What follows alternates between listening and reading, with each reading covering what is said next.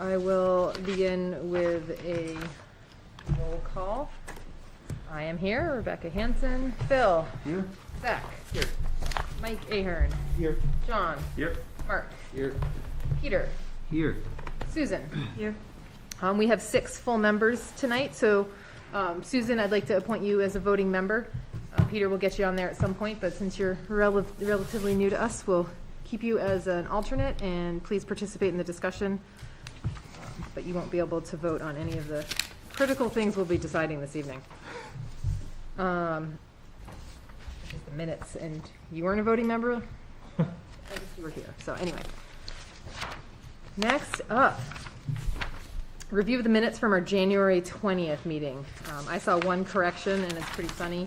It does say, I think it's supposed to say Henry Ahern, but it says Bruce Henry. Yeah, I saw it. I'm just going to say that. It says Bruce Henry. Bruce Henry? What page?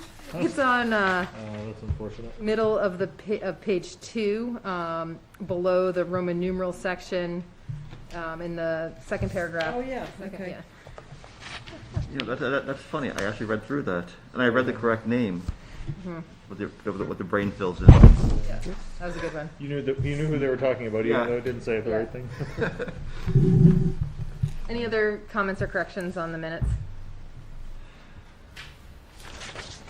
Perhaps a motion to approve the minutes as corrected. I move we approve the minutes as corrected. Second. Any further discussion? All those in favor? All right. Aye. Any opposed? Abstain. Thank you.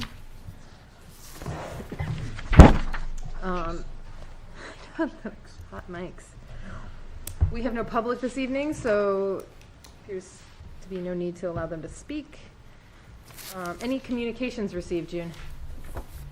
No, nothing except for an application, but that will come up next month.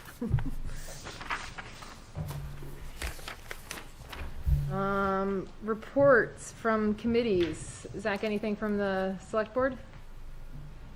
Nothing of note. School board?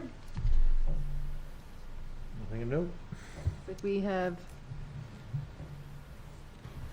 no one from the Conservation Commission. Peter, do you have an update from the zoning board?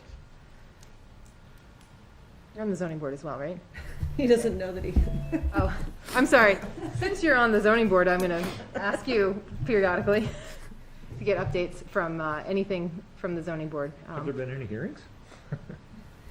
No, the last meeting was in December. Okay. So, yeah, I'm anticipating a meeting in March, though. March 2nd might be the next one, but. And that might be a good time to discuss with the zoning board. Sorry to put you on the spot there. A good time to discuss with the board we'd like to invite the zoning board to join us for a zoning ordinance discussion at some point. I think we said in the spring or summer. So, I was thinking definitely after town meeting Yep. and election of officers. yep. So our first meeting after town meeting is April, right? So maybe May would be a good time if we're going to consider that. Yeah. Yeah, I was thinking actually there might be with the way the schedule falls, we'll have to look, because there are, in 2022, for some reason, the first Tuesday and Thursday fall in the same week. Mm-hmm. So I was thinking, maybe we could do it that, one of those times when, like, so this board could meet on Tuesday with them or vice versa, just to arrange it so it's not like 3 meeting, An extra meeting for anybody. especially you guys, because you meet twice a month and they don't always meet, so. Speaking of boards, we have 6 members on the board right now, full members. I don't know if Yep. you want to appoint someone to be a full member, or is that the select board? Is that the select board, June, that appoints, will bring someone up from alternate to? Yeah, we did have, obviously, recently a member, an opening, a change in membership, and we had, actually Rebecca and I talked about this the other day, and we were gonna, it's really, because we have alternates to move in, it's worked out fine, so we were gonna wait and do it in April when the select board is kind of redoing appointments, just to keep everything consistent in terms of the appointment time, so. Does that make sense? Yep. Yeah, I think, and we have some folks that are probably ending their terms. Yeah, there's been a bit of an issue in appointments and not getting them properly staggered, so we wanted to go back. I needed some time to review that. It's a little confusing. So we're just gonna take care of it in April select board meeting, I guess, after town meeting. And I know we had talked about that last year. I thought we did restagger a bunch of them. I think We did, Yeah. yeah, but I wanted, because we had somebody, a position left open and Yeah. just sort of, and then the alternates just, so, oh, you've been here for more than a year. I know. My anniversary, like last month. Congratulations. All right, does that make sense, Mike, to do it that way? Sure. Okay. Any other committees to report updates?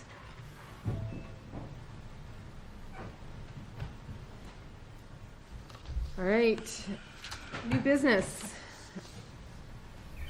June, do you have an introduction to make? I do. So, on Monday, our new assistant planner started, and that is Joseph Perez, who's here on Zoom because of the impending massive snowstorm we thought was starting. Try to just save a little driving for him.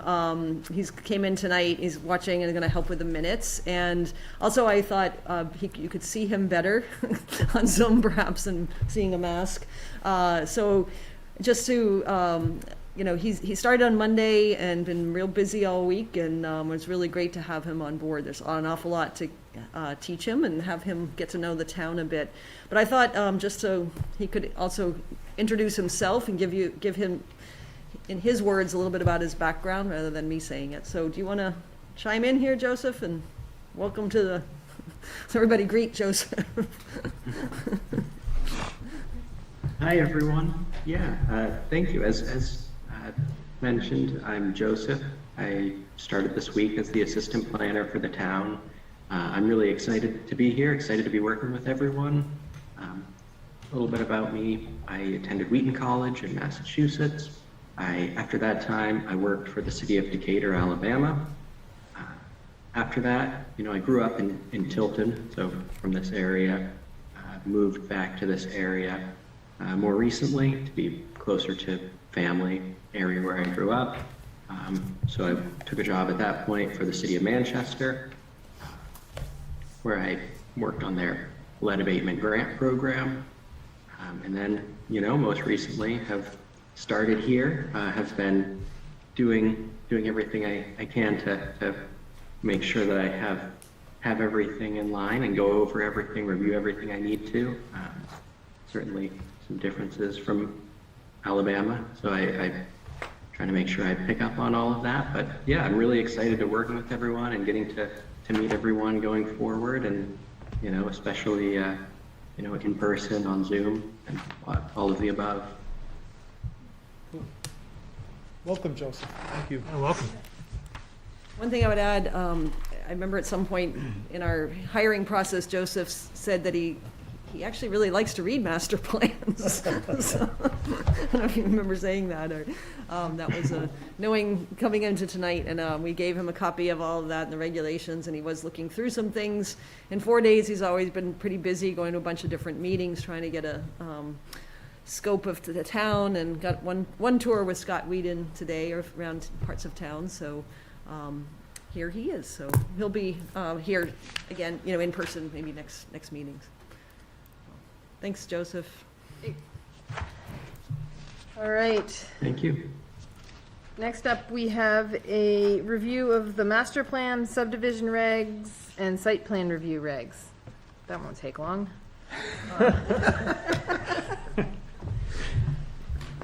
All right.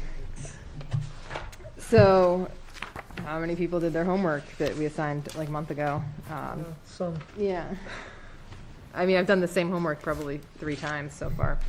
But our goal was to really think about our site plan and subdivision regulations, and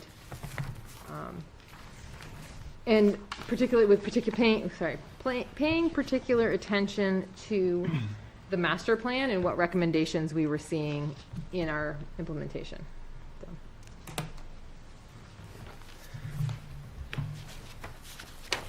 So. I would like to note that I'm still amazed that in our master plan, it identifies that 77% of the total taxable land area in Plymouth is in current use. That's a substantial portion. Although it's a distraction from your question. No, it's okay. I was more hoping other people would start talking at this point, so.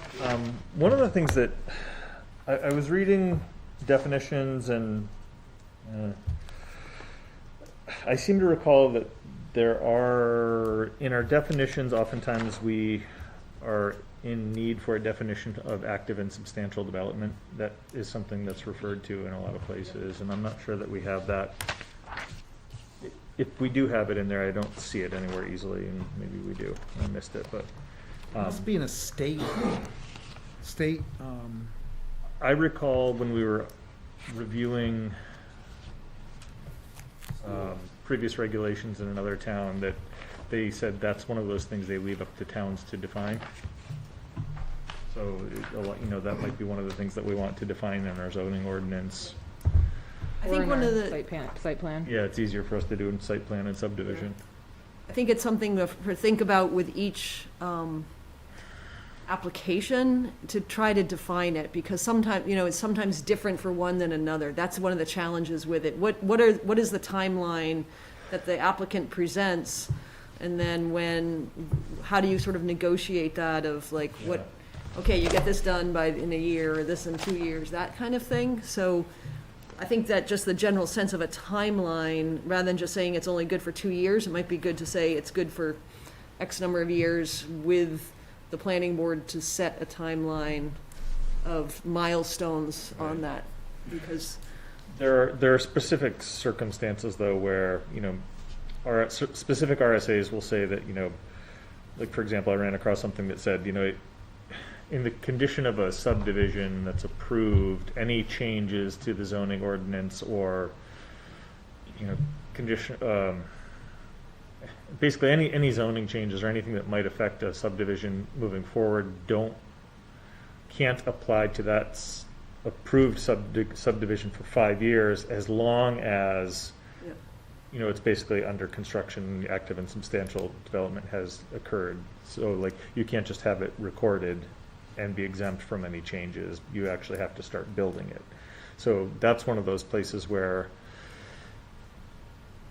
there are times when, you might go, it seems silly, but you might get approval for a subdivision and just, the market changes, you decide to sit on it until things come around, and, 6 years later, you've got this approval that you never built, but it's still recorded. That's one of those situations where it can be revoked if nothing gets done, especially if there's, a road involved or if there's a bond associated with the road. So I would think it would make sense to have some kind of general definition of active and substantial somewhere. Can I add to that in a slightly tangential way, but also building on the same issue? Yep. In the fall, I guess it was, we were talking about a few different projects that weren't seeing enough active and substantial development, right. And they were site plans. And looking through the site plan regulations versus subdivision regulations, the subdivision regulations, it's spelled out really clearly, timelines and compliance with regulations, penalties, the construction of the subdivision, and all the stuff you're talking about here. Yeah. Looking through the site plan regulations, it's not nearly as clear, and there's not nearly that nice kind of bullet point that's spelled out, what do we expect in what time frame. And something similar to what's in the subdivision would be nice to see, I think, in the site plan regulations. And including perhaps a definition of what that actually means in terms of. Or is that something we define per project in our acceptance? Or approval? Both. Yeah. Yeah. I mean, we could define it and then add or at the discretion of the, or part of a conversation with the planning board and the applicant, just to make sure it works for projects that don't fit within that structure. I think one thing that when I went through the subdivision regulations on that construction of the subdivision and completion time period on pages 18, 19, there is a fair amount there, but I can pull out files and show you where, you know, there is a responsibility for the town staff to follow up on that, and planning board, you know, especially when it gets to performance guarantees. That's been an issue of bonds not being maintained, and really some much more clarity about what we accept for financial surety. I would like, even though it costs developers more money to get a bond versus a letter of credit, it's something that's harder for them to get rid of too. You know, have it expire, because it has to be approved by the town usually to have it expire. So, and having reduction, you know, sort of a schedule of things. So I think it's just something that with larger developments, it's important to really start keeping a much better eye on it, without going into too many details why, but I would say it's something that town needs to work on, yeah, if we have a major development. I would say that we are probably fortunate that we're blind to that implementation challenge, but I would certainly support a request if we need to put something in regulations that helps the administration implement our decisions. I would certainly. Especially on the subdivision side in a way, because if it's gonna involve a new street that eventually the town might take over, we wanna know that is getting built in a 2 to 3 year period or whatever we establish, and if it isn't, then it needs to be addressed, because if you let it go too long, then the road starts to deteriorate, you know, if it wasn't really ever finished and inspected and or stamped and approved, then Peter's nodding his head, so. No, I mean, I put my hand up before, but I think that's you just touched on the paramount distinction between the site and the subdivision. Subdivision is building public improvements, a road, with public utilities, typically. A site development is usually private. Now, if you have a planned unit development, such as, I don't know what you're calling Gimli's development, Market Basket. Or something. Right, I mean, hopefully that was also a subdivision, but there's private ways there, or public ways. So, although you still want to maintain and protect the public when they enter a private property, that's still the responsibility of the private landowner, not the municipality. So that's going to be a challenge to differentiate and specify regulations for site development when there's no public infrastructure. On the private development side and site plan review, I think we have been collecting more recently some letters of credit for just the idea of, if like when a Roma Joe's got built, if they got it half built and disappeared, so then we could go in at least and kind of reclaim the site and loam and seed it, that sort of thing. So it's not to build a Roma Joe's and serve coffee. We're not going to take that. The town's not going to take on that responsibility. But we want to make sure that, there's no runoff or problems onto the public areas. So that is, you're right, there's a big difference in the level of responsibility, but it's important that we do maintain that ability to address anything that goes awry when they kind of open up a site, something like that. So I'm not sure if this was addressed in here or not. I didn't check for this the first time around, but now we're talking about it. In the time frame and talking about what happens if you don't meet that because the market changes or whatever in terms of the subdivisions, it seems to be much more of an issue of not meeting that in a major versus a minor subdivision. Is that distinguished, or should that be distinguished in terms of the time frame and the importance of meeting those deadlines? Yeah, and that's where it's hard to sort of say a blanket statement of everything, because every plan is different, But I mean, anything that has new roads is a Yeah, whole but- different ball game, and we haven't seen those, so. A minor subdivision by definition doesn't have roads in it. No, that's why I'm asking. Would that be a way of distinguishing timeframes in terms of how important they are, or do we just make that judgment when the time comes? Like you were saying, you might have a subdivision. It doesn't really matter if the market changes; it's not really affecting anyone. Which would be a minor subdivision, and probably wouldn't affect anyone if the market changed and people just sat on it. Whereas a major subdivision, it would matter. I mean, a minor subdivision, really, it's just, okay, approval, and it gets recorded. Mhm. So there's really not much else beyond that. Right. So If they don't do anything, it doesn't really matter. it doesn't matter, I mean, Well, I Or does mean, it? The physical subdivision of land happens regardless. Yeah. Because it's not conditional upon the Yeah. construction of a road, Yeah. for example.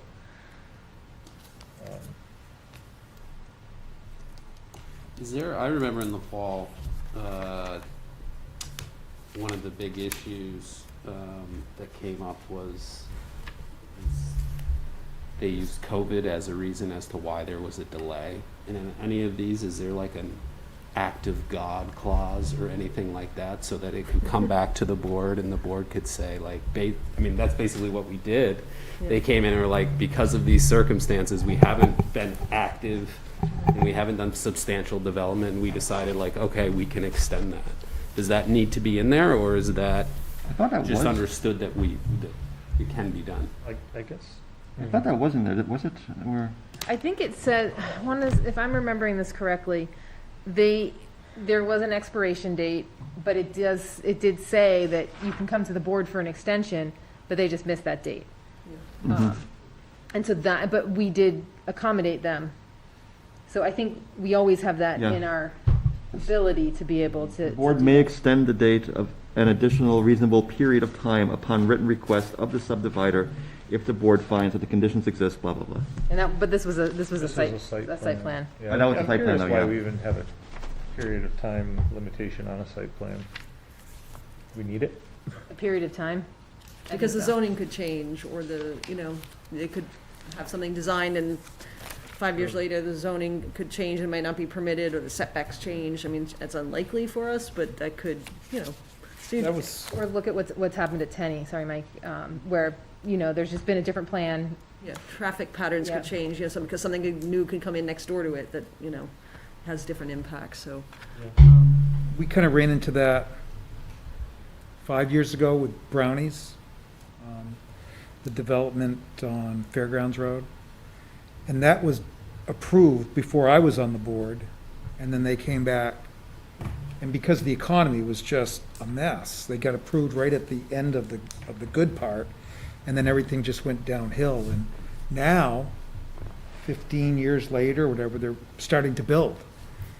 So I think we got to I think it was nice to give them some leeway. That's a subdivision, not a site plan. Is that the Crescent? Subdivision, yes. Crescent Street one? What's that? Is that the one on Crescent Street? I believe so. Okay. Yeah, so that's a subdivision. I feel like a subdivision certainly has different things happening than a site plan. And it occurs to me we're jumping back and forth between the two, but we're kind of talking about similar things, so. Can I make a suggestion that we acknowledge that this topic needs some work and not worry too much about what it says in either place tonight? Yeah. To kind of cover some bigger that's other good. issues? This is still kind of a high-level discussion about what we're looking for, isn't it? Yeah, I'd Yeah. some, I'm good with that. allow And us, then- to- yeah, that some other towns do, kind of think through where. Other issues people have identified in either regulations? I guess one of my questions is, when we have plat requirements and certain, do we still need physical copies of smaller plans, or are electronic copies acceptable? Considering we have this here, a large format television that we can project plans onto. I guess that's just something we should evaluate.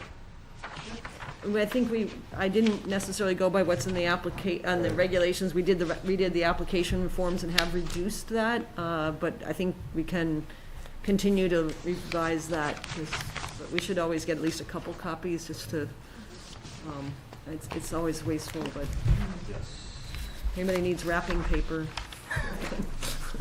The other for your kids to scribble. Right. The other question I have is, what does the town have in place to permit gravel earth excavations? Because that is something that we are required to have a handle on in some form. Like, there needs to be an earth excavation regulation as part of RSA 155. I don't know if we have existing regulations in place. But that's something that, Yeah, I don't know if we do. I feel like we did years ago, but I haven't seen them recently, so I will look at that, Yeah. yeah. We ended up writing those down. that's another place where reclamation and bonding is important, and, having standards for that is probably something we should look at, because oftentimes if we have something, if we have standards for bonding gravel pits that were written 20 years ago, I suspect that if it's a fixed financial amount, it might need to be revised. I'm not sure how that works. And the state of New Hampshire really regulates that too. There's so many things with the state. Right, We have but to there are follow- state regulations, but at the Yeah. same time, towns are required to have permitting process that's in alignment with 155. I was going through my old planning board emails, and the DRA had somebody, I don't know if she's still there, but DRA had somebody who was very knowledgeable about earth excavations, and did a great presentation for the town of Bradford when I was there, but I suspect she may have retired by now. Oh, I think she's still there. What's that? She may still be there. Mary Pinkham Langer? Oh, yeah. Yeah?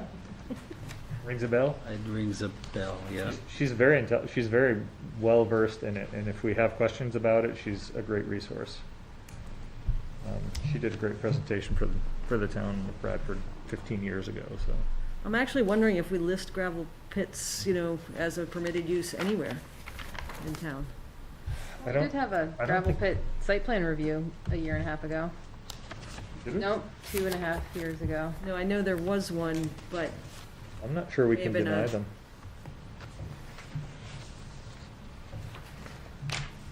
it doesn't jump out at me, so we can look Right. at, yeah. Just in our zoning ordinance, because if it's not listed, then it's not a permitted use. Mary Pinkard, Pinkham whatever her last Langer. name is, she was quoted many times on this board when Lowe's was trying to come into Plymouth. Her name came up almost every meeting. Interesting. We can look into that and see what we have, or, No definition.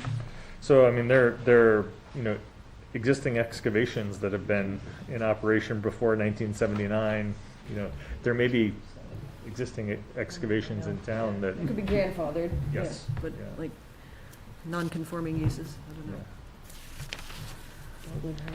yeah, I mean, it deals with, existing excavations, abandoned excavations, not stationary manufacturing plants. That's not something we have in town, but that's like like the Pike facility down in Hooksett, where they have a permanent crusher set up. Obviously, we don't have any of those. We don't, but, There's a couple of, I think there's one or two areas in Plymouth that do have, they bring stuff in and crush it and. yeah. So technically, it's supposed to be permitted. And even if it's historic, like, there are limitations, like, unless they've been trucking out a certain amount every year, they're not grandfathered. And they have to document that to prove that they're grandfathered. So, Yep. I'm just saying. I know. Yeah, I think it's pretty common for a lot of agricultural, a lot of farms have a place where they borrow from if they need material, and, I think one of the things we struggled with is, defining what volume of material being taken off-site defines a commercial, excavation as opposed to. I think 155 defines it. What's that? I think 155 defines it, Does it? Maybe. yeah. It's been a while. It's It been a might. long while since I've done one, but I Okay. think it's in there. But yeah, your subject matter, I think, is very important. I kind of liken it, although very different. I found it unique that the wireless service facilities was within site plan. I should think they would have their own standalone, just like excavation would have a standalone ordinance. They are site plans of a sort, but this day and age, each of the subject matters really are their own entities, and I think they warrant their own regulations.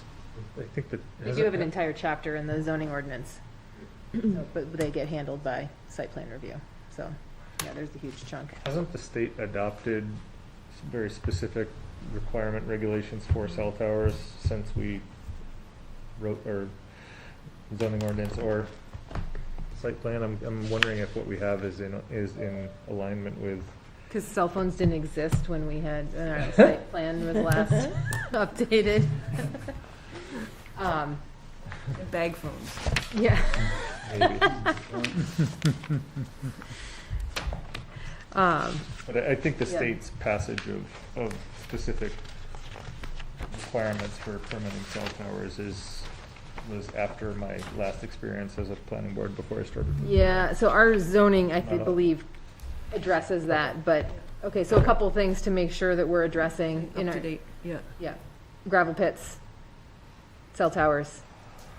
The one thing I would say in terms of having lots of standalone regulations, the way we so far are organized kind of in managing our regulations, it's easier to have zoning, subdivision, and site plan. And having chapters I would prefer that, just knowing, until we get a municipal code or some sort of real way of carrying all that. Like we have a dumpster, we call it a dumpster, a refuse container ordinance that, you know, somewhere I've got a copy that looks like it was printed on a dot matrix printer, and I have no idea where, you know, we can probably find the digital files somewhere, but, you know, maybe it'll pop right up. We just haven't gotten to it yet, but it's been so lost. Everybody's like, oh, I didn't know we had that. So we hear that every now and then about certain things. So I would, you know, talk to the town manager about how are we maintaining everything and what is really under our purview. It works probably better to be zoning, subdivision, and site plan, even though it may not be as conventional as, if we have the authority to put it in there, just keeping it under site plan helps administratively, so. Yeah. So, Peter, your point about a defined amount is that the language around existing excavation says that the owner of an excavation which lawfully existed as of August 24th, 1979, from which earth material of sufficient weight and volume to be commercially useful has been removed. Like, that's pretty up in the air to me. Oh, sure. So some towns define that. Some towns may say, 20,000 yards or something like that, That was the question that stuck out as, undefined in my brain. Some towns define like a commercially useful amount of gravel is this. And if your existing excavation puts out more than this every year and has every year since 1979, it's grandfathered. If it's not, Yeah, then it doesn't qualify as grandfathered and has to be permitted. that's interesting. That's the current RSA? Yeah, It's a year old. I didn't get the new one. yeah. I bet they New didn't one's right change here. it. Oh, sorry, that's yours. I bet they didn't change it. No, I probably You know, not. I don't want to get too far into Yeah, I know, the gravel pit right. here. But, No, so yeah, I I think. don't either. Yeah. So I think just trying to keep this a little higher level and just seeing some things we need to add. The thing that's always on my list is wetlands to wherever we talk about natural resources, just make sure we're including wetlands. And maybe as we look at other site plan and subdivision regulations from other towns, just see how they're classifying their natural resources. Along the same lines, I was curious, when we were it talks in the subdivision regulations about streams and all and woodlands and stuff, and I was curious about being more specific about wildlife corridors, thinking about them in more functional terms rather than just like, is there a stream here or something, and not blocking that if possible. I'm not sure that's even Yeah. possible to put in there. I What think kind of analysis will we need Yeah. to get that information? And It would seem really yeah. helpful in many ways to think about it in those more functional terms. Something that's more easy to, I think, to ask for not wildlife corridors, but wildlife habitat, and looking at the wildlife action plan is something that we could, that is an easy download from the internet as opposed to hiring a wildlife scientist to go and identify important wildlife corridors. So that might be something to leverage that already exists. I think one thing to get into, because the town did a natural resources inventory a number of years ago, I think it was 2005 or something, it was referenced in the master plan. I heard recently that the Conservation Commission really wanted to update that. I mean, it's somewhat, how much has really changed? Like, yes, spot development, but in a really big, at this kind of scale that they normally would do that, what's really changed? Like, I don't know. So I think that, and what other kind of bigger resources are out there, like the Wildlife Action Plan? But even if we identified corridors, what are we gonna do about it? Are we gonna start having setbacks from them, or, an overlay? That's, to put a lot of time sometimes into doing those studies is, I always, at this point, wanna know, why, It's great to know where deer yards are if you're a hunter, but what's the planning board really want to know that for? What can we really do about it, to protect them, but how? Which is really through zoning, so are we ready to do an overlay zone that says we're not going to allow these things in these areas? So I think we have to kind of think ahead of what's the end game with it, in a few years out before we really, how. Well, I think it also means, and I'm not sure this is subdivision regulations anymore, but when we're talking about water and streams, are we just talking about making sure there's enough access for runoff to get where it needs to go, or are we making sure there's also place for wildlife to move through those culverts or whatever they happen to be? Yep. Yeah, so there's lots of levels of that. Critter culverts, or whatever, new culverts today are supposed to not be, be designed to let frogs go through or whatever, but, so that's a different kind of thing than deer yards or. Yeah. Yeah, I think also too, wetlands permitting process does look at rare and endangered species, historic significance of sites. So when there is a project that requires a wetlands permit, that's at least getting triggered on the part at the state level, so.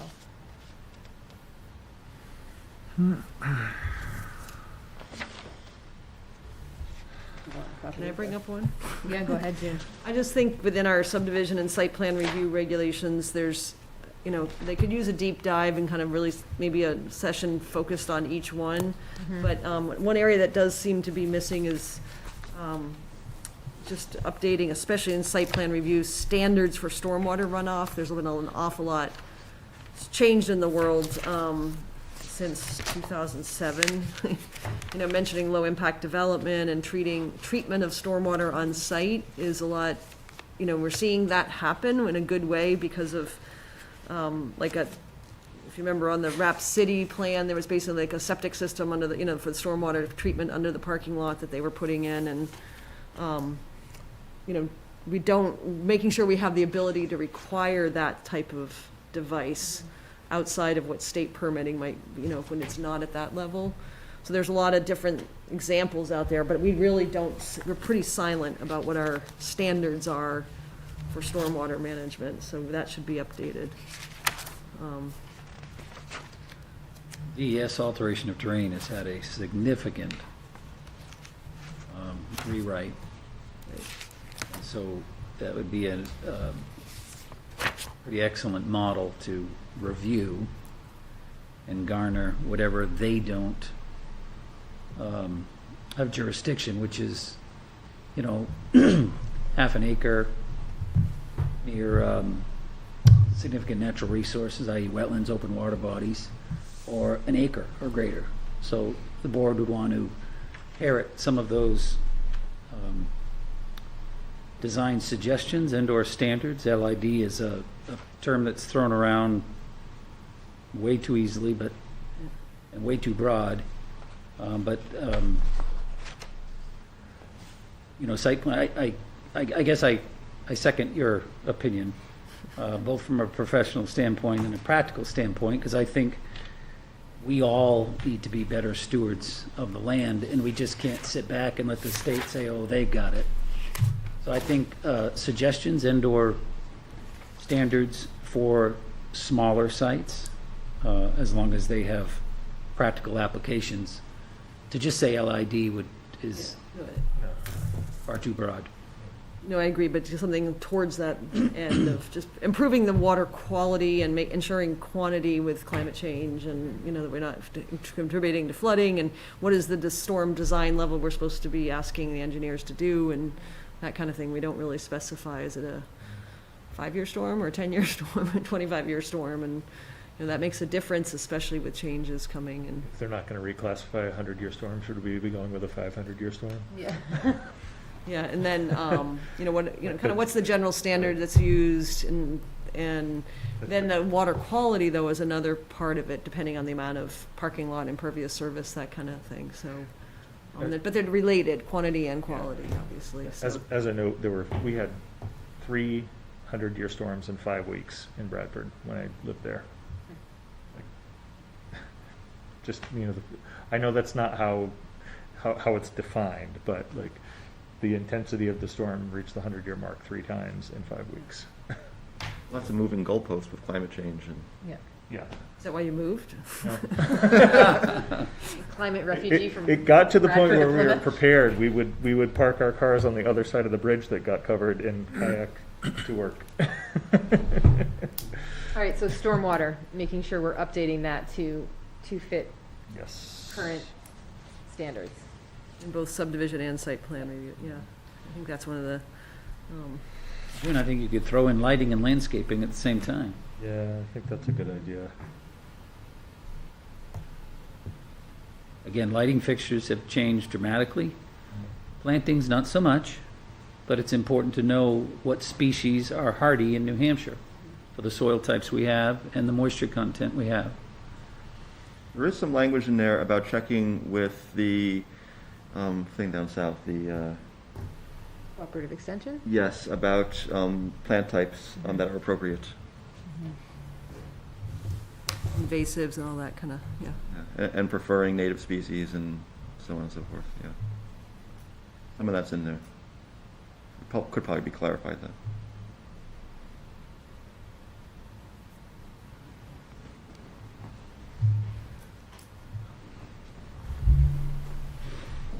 Other things that folks noticed? I have a question. This might be for my own clarification, not necessarily needing any change. When we ask, as I think both of these regulations give us the possibility of asking for, a statement relating the project back to our master plan. I understand that philosophically, of course. What actual weight does that have in terms of, I mean, a lot of the stuff we can ask for is pretty cut and dry, like we want a study of this. To ask how it relates to our master plan doesn't seem like it really has any binding power, and I haven't seen us do that. It's like an application essay. Yeah. Right. Oh, I agree, that could probably go away. Yeah. Yeah. I think in general, again, we're just going through both sets of regulations, could use an update on what's required, but also just the design guidelines, like you said, about stormwater, lighting, landscaping, and everything else. On the subdivision side, also road standards, it's pretty minimal what we've got there of just so much per traffic and, I think UNH has a road standard which is available. Yeah. And I think you can download and publish it, or download and copy it. It's a resource that's made available to towns. I would suggest, I mean, obviously, input from other sources like that, but once we kind of get something together, I would also ask Mike Vignali, our town engineer, to actually pay him to, because if he's, Review it. yeah, he's gonna be the one that checks plans against the regulations, so we Right. wanna make sure that he, if he wants to see other things, I mean, I can have a conversation with him up front to see what he thinks should be better. He gave me some tips at one point, but I don't know where I wrote them down. I think that would be really helpful too, just so, as he sees stuff coming through, where some weaknesses are that we might not be able to identify. What does he see from other towns that are in Texas or New Hampshire that he works with other towns and like, Yeah. oh, actually this works better here than, take an example from, so I can ask him. Following the subject matter of standards, many municipalities, whether in New Hampshire or Texas, have standardized notes. They sometimes come across as your standard conditions of approval, but what I'm talking about is actual standard plan notes that must occur on the plan. And I doubt the current regulations have any. And there are many standards and references. You mentioned Exeter earlier, I mentioned Londonderry. They can get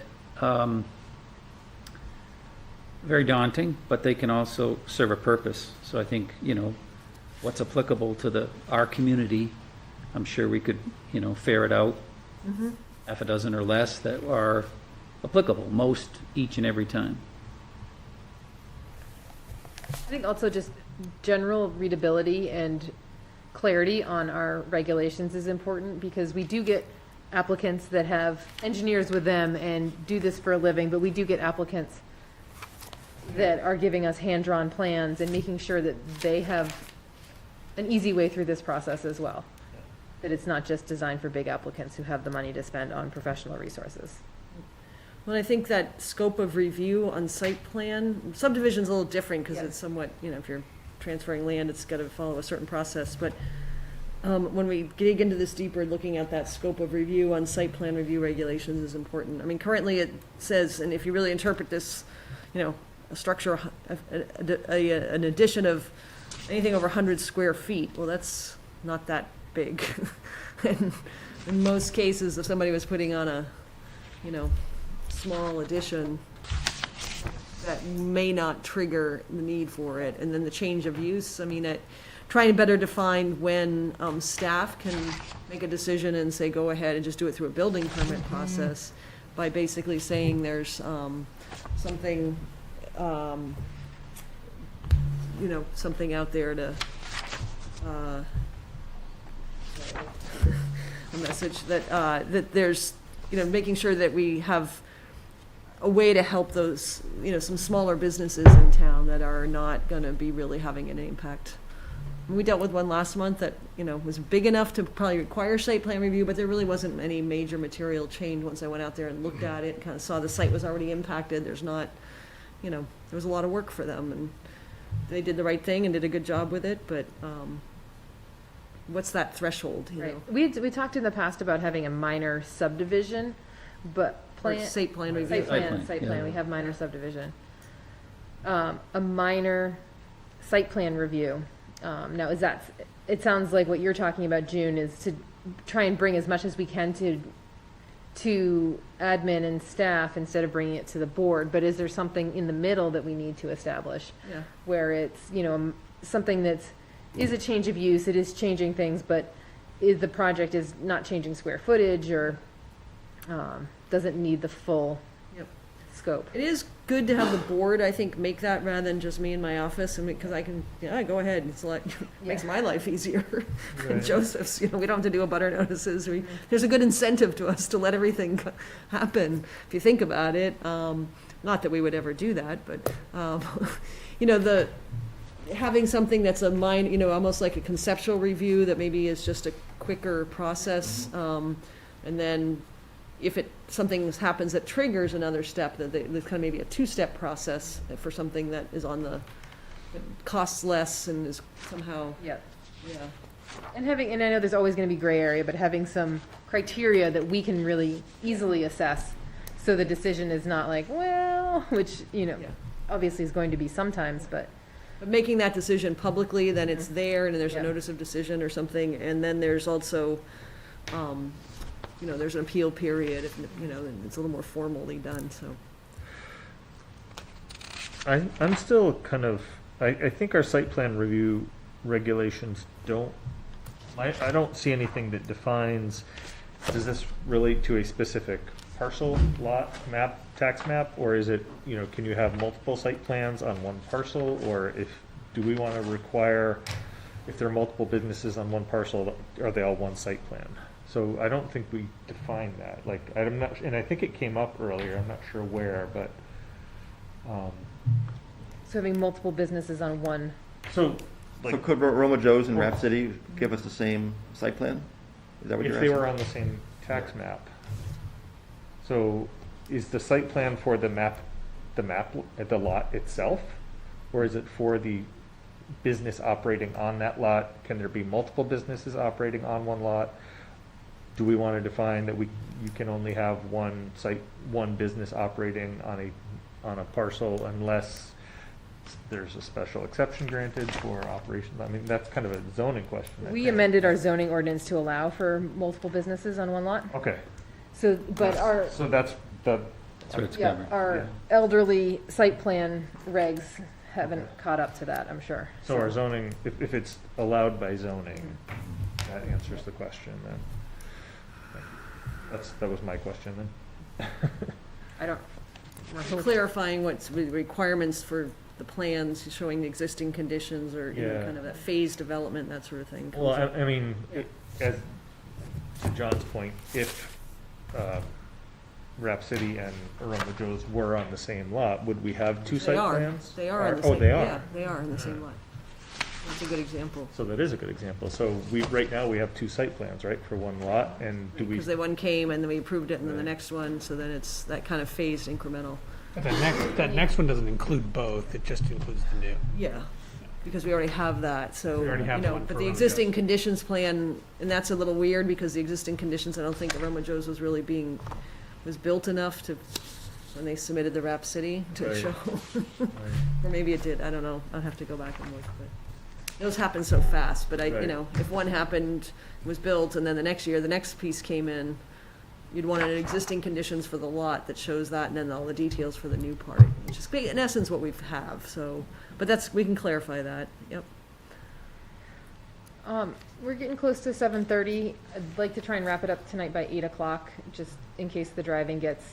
That- Mike, you can stick around longer if you want.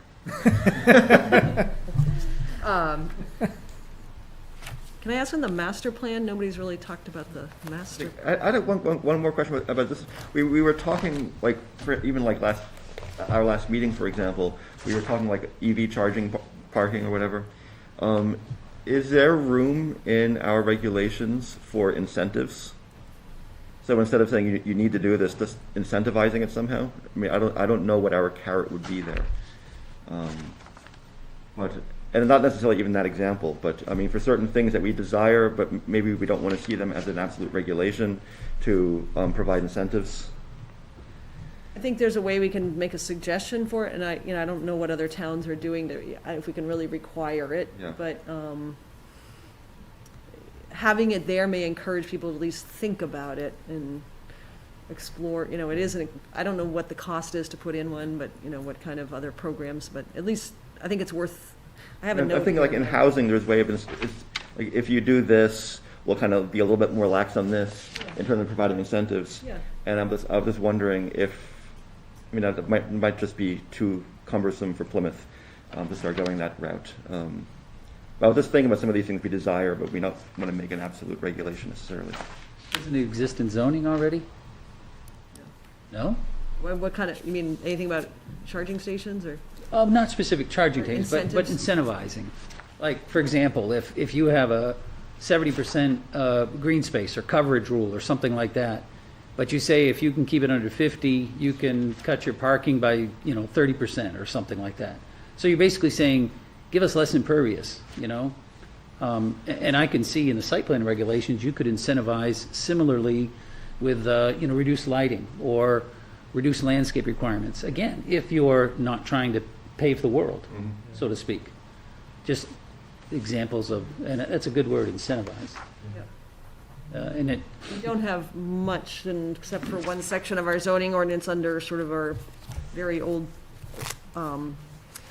cluster subdivision or open space subdivision, where there is some density setback incentives. Okay. Yeah, you can move the setbacks, and we have that over on Crescent Street area that was utilized, but that's, again, that part of the zoning ordinance is a standalone chapter and hasn't been looked at any time recently, so. interesting. And it's definitely dated. And it was put in at one point, I don't know how well it really would work. I've actually had a phone call with somebody asking some questions about it, and because there's in some, we're waiving like, road, grade, allowing for steeper grades in some cases, if there's other reasons to do, for some incentive of, or narrow, maybe narrower pavement widths. I'm sorry, I don't remember, but there is such one chapter under one special kind of subdivision for like a clustered open space subdivision. Probably the best place we have it, only place maybe. I did have one other thing. I'll go ahead and make notes if you, I don't want to overwhelm you. When we were talking about that issue with the drainage easement on Ski Lift Lane, the topic came up of the subdivision plan included a cul-de-sac that wasn't built. They put a hammerhead in instead, and Yep. that makes me think about our road design standards, and I'm actually wondering if we need, so in other towns, I think, emergency response vehicles are the big thing to worry about when you have a dead end. So if you have multiple fire trucks pulling in, you don't want to have each one of them do a K-turn to get out. Like, is there a minimum radius for a cul-de-sac that you need for fire trucks to get in and out? Something along those lines. And is that something, I suspect we probably need to reach out to the fire chief to see what his thoughts on that are, since they're probably the only ones in town that would be affected by that. But, I would think that would be part of our road design standards or subdivision regulations.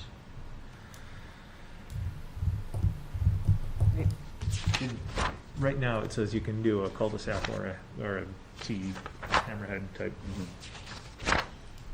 Yeah, so it's just providing adequate room, basically, is what it says, so, yeah, we can, again, it's part of that road design. It seems like we would want to define that, so that it's easier for applicants to just know that it's got to be this diameter, period, kind of thing. Do we deal with private bridges at all? Like, that has come up in other towns as well, where you have a subdivision with let's say there's a stream, and you want to subdivide, like, we should have a standard for bridge designs that says it has to be an E2 rating or something along those lines. Otherwise, you can't get fire trucks to it. So the town of Bradford got sued by someone who bought a piece of property, even though the planning board had approved a subdivision with a disclaimer that the fire department may not be able to get trucks to a property, but would do their best to fight a fire, and somebody bought the property and sued the town and won, because there wasn't a sufficient bridge to get a fire truck to the property. They couldn't get fire insurance for their home. So we need to define what kind of bridges are going to be there if you're crossing a bridge on a private road. I had a question for Zach. Did they fix that situation with Bridgewater on that bridge that they were trying to get funding to repair? Did that come up? We've been trying to get a conversation, like a joint meeting with Bridgewater. Select Still hasn't Board. happened? We still have not Okay, just managed to curious. make that happen. So always a little tricky Yeah, coordinating two boards. that's been going on a while. Especially this time of year. Yes. June, may I ask, does the subdivision regulations have a traffic component within their standards? You mean, like, average daily traffic counts for Well, traffic engineering traffic in en- general, just a, traffic impact analysis, or what? well, the definition of all the above. Is a TIA needed, a TIAS, a trip gen memo, there is, back to LID, right? We just can't say traffic. I mean, Right. I think in the definitions and within subdivision, there should be enhanced clarity on traffic. And then the site plan regulations could parrot some of that. Like, for example, Page not- 14. not necessarily the analogy used earlier, Rap City and Roma Joe's. I mean, they do generate traffic, so they'll have some aspect. Like, for example, I mean, if that came through, now, it would have been a question I would have asked the designer, what is the anticipated traffic and where's your queue length and are you going to get into Boulder Drive? You know what I mean? So if a board member is going to ask a question like that, there should be at least some substantial language within the regulations so that both the applicant and the applicant's engineer can be prepared, or at least know that they'll need a traffic engineer for their project. Yep. If we're adding a road standard, sounds like it could be part of that.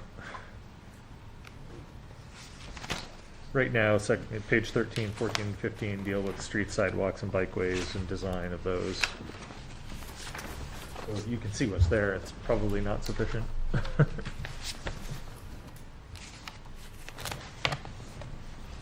All right, so June, you mentioned the master plan. I kind of flipped through the implementation tables, and a lot of what we talked about we're kind of dancing around a lot of those things, especially stormwater's mentioned a few times. Anything else popped up to folks when they went through the master plan?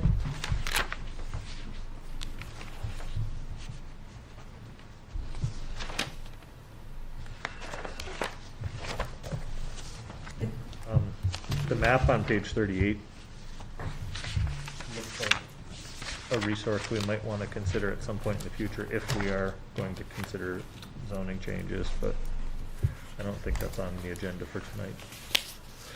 Not if we want to get home by a little after 8. I'm okay with that. I was just kind of curious on a broad level. We're talking about a lot of specifics in the regulations.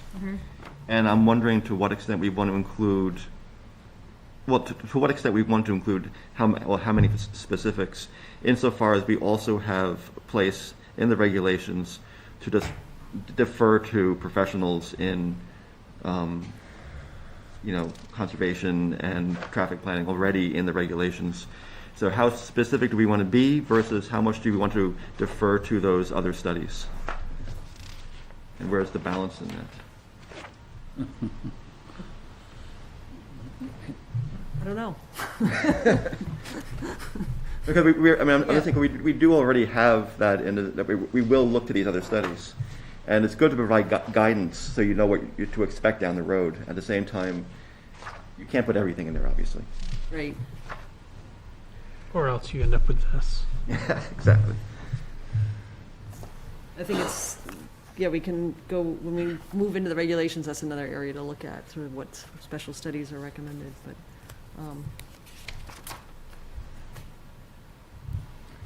You brought up the master plan, June. Was there anything that stuck out to you? yes, I sat drinking a cup of coffee this morning, reading over the master plan. There's a couple areas that I would just like to mention, I guess because it's right in the, just going in order with what's here and keeping an eye on the time too.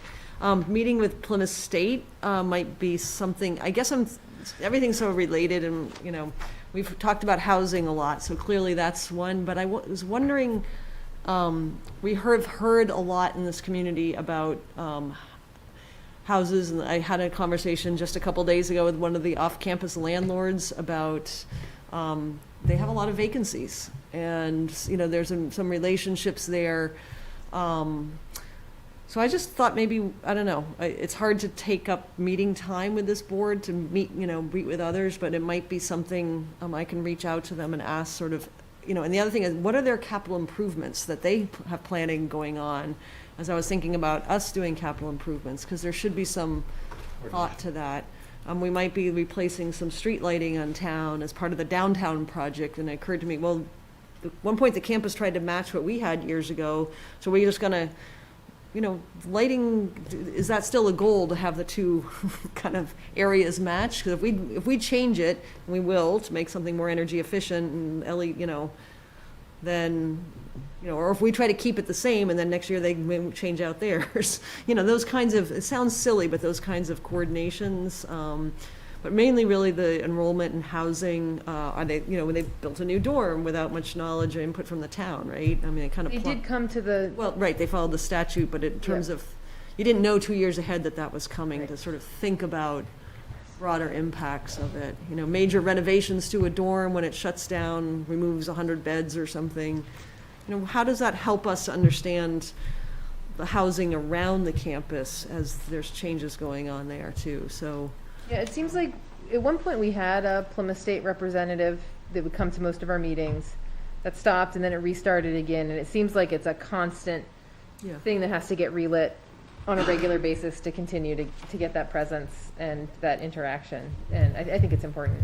Yeah, so I just thought, partly because we've been hearing a lot about changes on out there. That was one thing that I kind of mentioned. I know that, obviously economic development is a big part, and there has been an economic development committee. One of my roles was to try to keep that going, and the last year I've been caught up with a lot of other things. At the same time, I think we could use sort of a simple economic plan kind of thing. I'm not just because I'm a planner, but something that kind of highlights, if we have an economic development committee, what's it doing? Because oftentimes you just meet for meeting. Put together some key things. And I feel like a lot of what we've been doing in sort of the planning department this year ties to that, but it's hard for me to, you know, I need to articulate kind of what's up here and just put it down on paper, I guess. We've got some code enforcement issues in our high economic development, you know, areas that are important. I think that's a big piece of trying to help improve the area to make it more, you know, just better for the neighbors in the general area we've been working on. I think improving our site plan review regulations to help future developers is a piece of that. You know, there's a lot of sign regulations we haven't touched. There's definitely some major issues starting to and how much can we enforce is the other capacity for doing some of those things. So, and then downtown, you're gonna be seeing an application next month that's gonna be a major, you know, change of use downtown. So, that's really gonna hit parking questions and, you know, there's, what can we do, around these things? That's gonna be interesting. You know, the parking committee's gotten some the Park Mobile system is working well and, you know, tweaking it. There's just, I think downtown area, Tenny Mountain Highway, you know, those big economic development areas. And then in between, you know, we've got water and sewer by the Armory. We've got the kind of open space past there that's now just a dirt parking lot. I mean, that to me is a great development potentially, right between two exits. Like, everybody says, how could that not be developed? You know, and it's leased land from the university's leasing it. They don't own it. So what can we do there to encourage development there where we have the infrastructure? Which side is that you're talking about? Just past the Armory, you know. Where the community garden is? Where the community Yeah. garden is, okay. And there's a Plymouth site Street up parking. closer to the Armory that's out of the floodplain, that is really, you know, so that kind of ties to the university with, like, you know, move the parking, those weren't there that long ago, those parking lots. That kind of thing. And, you know, there's a lot of parking. I don't care what the university says. I walked around today and we're behind Hyde at about 1:45. The parking lot was 3/4 full, 2/3 full.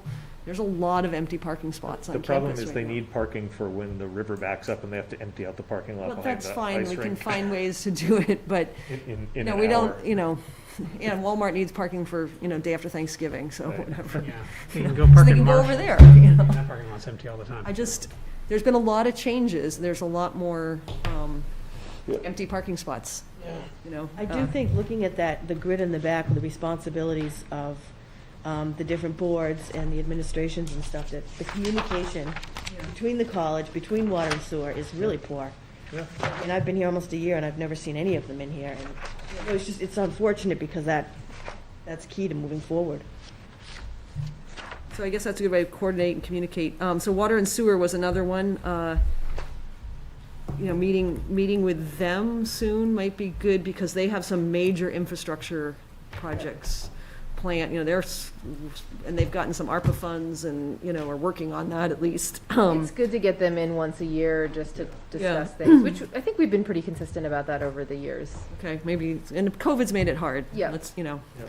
And then housing, I did go to that missing middle presentation. I don't know if anybody else had a chance to, but I haven't, did you watch? I saw it on the, Did you like it? It was, it was good information. yeah. Yeah. You know, she's in California and you can definitely just kind of, but no, Makes you think a little bit. it's good, it was good information. Yep. So we talked about that with downtown and housing, taking a field trip at some point this year, so, and then maybe, Lakes Region Planning Commission is supposed to be working on a housing assessment for the region. I don't know much about that, so I can reach out and ask them. Yeah, and then, so I guess the other part is the capital improvements plan, is sort of what I see as the most important but probably doable thing for, on top of all the regulations, so. Do we, it's 7:50. Do we have time to get into the CIP right now, or should we pause on that and come back to that in early March? I vote pause. Tell you what, I can give you, I made some slides that I could, I was gonna run through, but I also just printed them out in case it was snowing hard, so why don't I give you each a cup, just give one down the mic, and take one of them. Those pass down. them. There are no I windows. know there's impossible to know what I it's. wasn't looking for snow, I was looking for windows. There is a window over there, but. I too do dark. see, and I think that may be a good idea to just let you look at that. You can, we You can can, have it if you want. rather than me boring you with a lecture, you've got the information there, and let's try to talk about it next time, even in 2 weeks. Yeah, do we have time we've got one site plan review? Maybe, or we can put it on the agenda, and if we do Great. have time, but Yeah, I'll just go through that, and we just need to decide, are we gonna do, I think the select board's decided we're gonna do this. Yeah, we've been tasked. Great. It's in the master plan. I was gonna say, it refers to it in the master plan. Yep. Honestly, having a select board who wants to see it is the only, like, motivation I need to be part of a committee that would put it together, like, I hate having a CIP committee put something together and then the budget committee and the select board ignore it and it's not there. Like, there's a lot of work involved. A couple of slides on the end, the second page that you probably can't read were taken from, the example I just pulled up was Exeter. So basically, they have these pretty detailed data sheets. So if you haven't looked in the email, I sent you a link to, it's just one of many towns, and I know they're bigger and better funded or whatever. You can say, we're not gonna do it that way, but that is the way to do a capital improvement plan. So I just went for what looks like a well-done one that's been going for a number of years. So those data sheets, I think, been a missing piece in some of our CIP stuff. It's better digital photos and technology. How can we pull that together? So Joseph and I are gonna also talk about that a little bit, whether he knows that or not, and how we can move ahead. I do know the town managers asked department heads to start thinking about it, but just putting into a spreadsheet doesn't give us those details about when that pickup truck was bought and by the fire department or cycling center, and how long is expected to last and what So what it's used for. And in the budget cycle this year, the fire chief did provide us with a spreadsheet that was for every piece of fire, major fire equipment. What year was it purchased? Good. How long did he expect it to last? Yep. What was the expected replacement cost?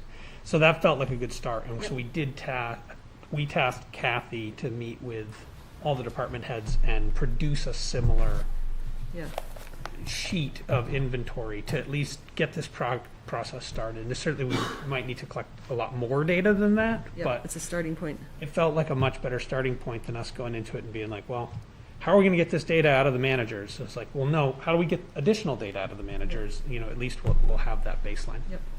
And I totally respect that it's a lot harder for fire and police and highway in particular, and recycling center than for the planning department. They got nothing. We got a car, actually, finally, but Scott drive. So it's not, especially in winter time, it's not going to happen in a month for every department. But I just do think that it's important for us to think about collaborating and communicating with the town departments on it, so it doesn't become a competition for, I need to get my thing funded this year over yours. That's the hardest part about this, I think, besides the financial analysis and the overwhelming kind of putting it all together. And we are working on a few different related studies. This year Lakes Region Planning Commission should be soon finishing up a road surface management study, which was in the master plan, so we're gonna have information about that. And there is I can send you the link, because we also did a culvert assessment. So we have, now in the state's database, Bill Bolton just met with Lakes Region Planning Commission, and we have like 300 some odd culverts in town and drainage or something. So we're Send me also. that link. I've been struggling to get it. Yeah, I got it. I can send it to you. I finally got it to work, so. And we are hopefully going to be doing a stormwater asset management program, which, working with hiring an engineering firm with a grant from DES on that, so that's great, to be determined. So, those pieces will add in the future to the capital improvement plan. They're not going to all get in there now, but, so. That's great. So everyone will review this and we'll discuss this more thoroughly in 2 weeks. And then just thinking back to what Susan said about the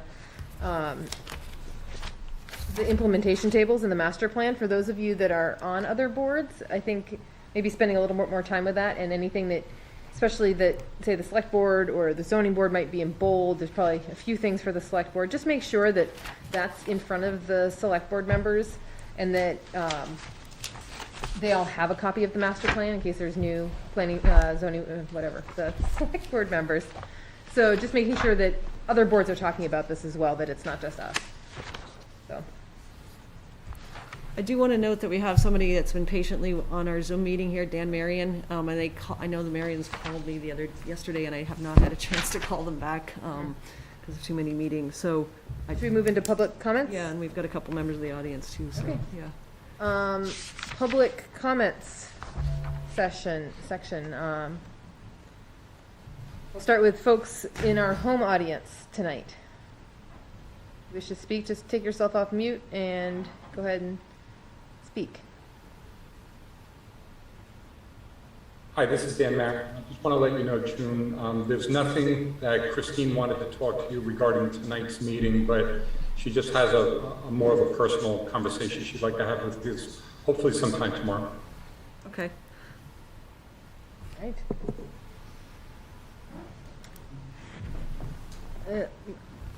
Anyone else in our home audience wish to speak? Just want to say thank you for thinking of the small outfit when it comes to site plan reviews. I think that's really important in a town like Plymouth to remember that small guy or gal that might not have the excessive funds to hire engineering firms. So I really appreciate that comment tonight. Thank you. Anything from you this evening, Frank? Well, actually, I have on this stormwater program you're talking about, I had gone down to DES and got the old pamphlets for the homeowners, stormwater guide for homeowners. So one of the problems you're having with stormwater to an average person is they can't figure out their volume velocity index of their stormwater runoff. And they shouldn't have to, but the DES over the years has come up with these pamphlets, which I've got copies over in my office, that gives simple instructions to an average homeowner on how to deal with your stormwater on your little 1 acre single family house lot. And it's a really easy guide. And at the luncheon, I've passed out a few to people that are doing stuff, and it helps with the big bad regulations, which I have, they're a couple inches thick, but it gives a simple thing which helps us connect the citizens, the landowners, to our ordinance, our land use ordinances, so they can actually visually think of doing things for themselves and understand why it's an item on your application to respond to. And so those pamphlets are available. There are entire books, too, that you can get from DES, the New Hampshire Homeowner Stormwater Guides. Yes. You can get, those are all available online as well, so they're a great guide. Do we require those or is that something that we would require with a building permit, like if someone's doing new construction? Or it would seem like that scale of thing would be more useful at the individual homeowner level. But, sorry. Yeah, just one last comment. The Office of Strategic Initiative made publish a document in February of last year regarding 155E. Yep. That's like might be a nice overview to help steer that path. It's not as thick as that book, Phil, but Right. it's a couple pages long. Seems like that's a good Yep. It's only 155E is only a couple pages in the middle of this anyway. That's not the book on 155. Thank you. All right, anything else from the public? Anything else from the board? May I read the master plan into the public record? As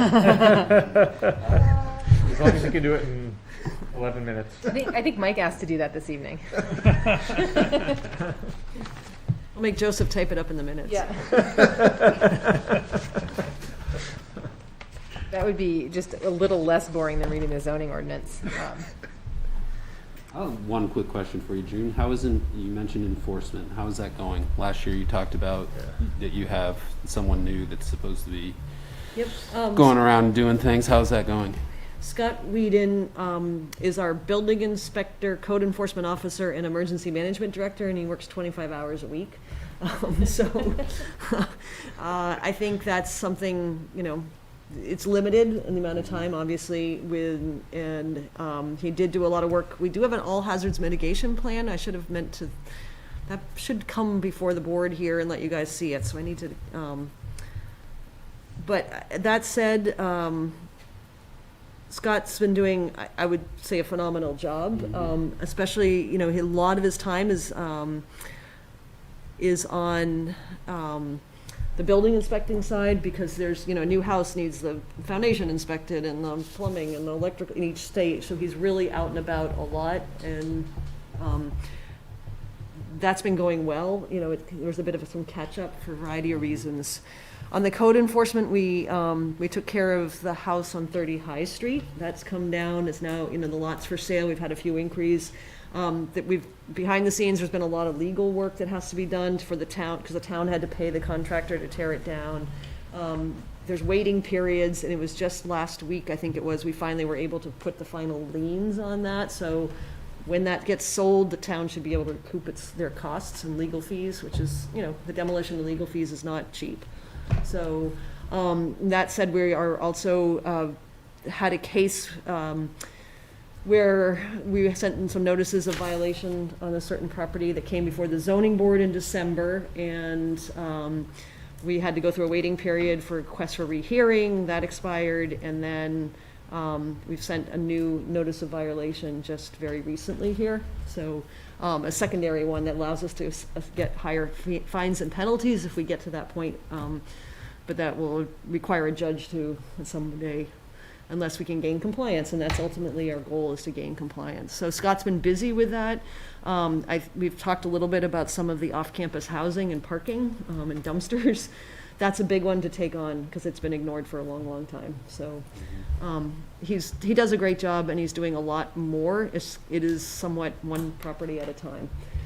There's an awful lot that goes into any type of things. But part of it is once you start getting some, getting the word out there that he's out and about, he's got a car, it says code enforcement on it, building inspector, it takes a while to catch up on it, but I think people start to realize, there was a parking situation we had a complaint about a student rental, and he was, he took the attitude of, I'm gonna call the owner, got in touch with him, had a good conversation, and just through that got compliance. So that's the best way to have it happen. Probably mostly reactive from the public right now, not searching out. Right, to a certain degree, but we have been talking about what we can do, and treating everybody the same to a certain degree, is also, but yeah, we're working on it. Is Yeah, there no, a, it's not easy.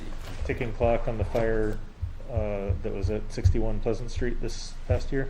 There is, and I actually have a note to ask Scott about that, and I know he's very much aware, and I need to catch up with him about where he is with that and what the plans. I know he's been in touch with the owner, aware. so we're not turning that into the same kind of Right. situation with the High Street. Yeah, I mean, it seems like That's not going to go on as long giving as the homeowner adequate, Yep. Right. communication that, if you don't do something about this, like, it's going to be a problem, kind of thing. Anything else? I have one more question, do you mind? Of course not. Okay, thank you. I know you guys have talked about density, like on and off, there was a big issue with some stuff last year.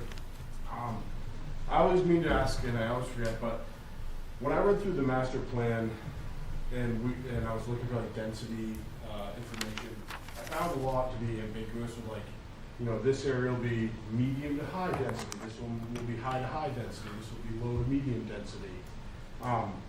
Is that what is sort of the outline, like, is that what is everything sort of being based off right now, is those type of descriptions in the master plan?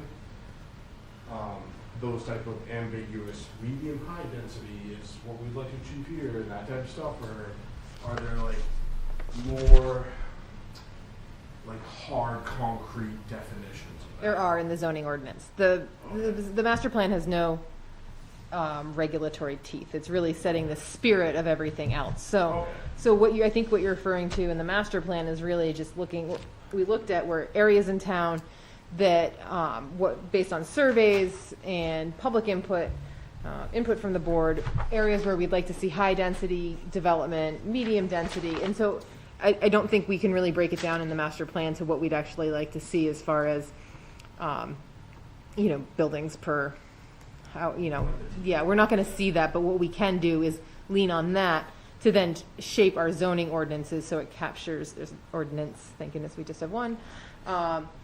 So it's based in the sort of, the master plan's kind of like the soul and the spirit of it, and then the Substance could be in other ordinances. Yeah. All right. Thank you for explaining that, appreciate it. Very well explained. I'm just waiting for, if there's more questions, please ask them, but I'm Trying not to be the one that keeps here. and you can't make one of the motions, so I'm just waiting for somebody to do to the adjourn. honors. Okay. Second. Is that what you're waiting for? All those in favor? Aye. Aye. All right. Thanks, everyone.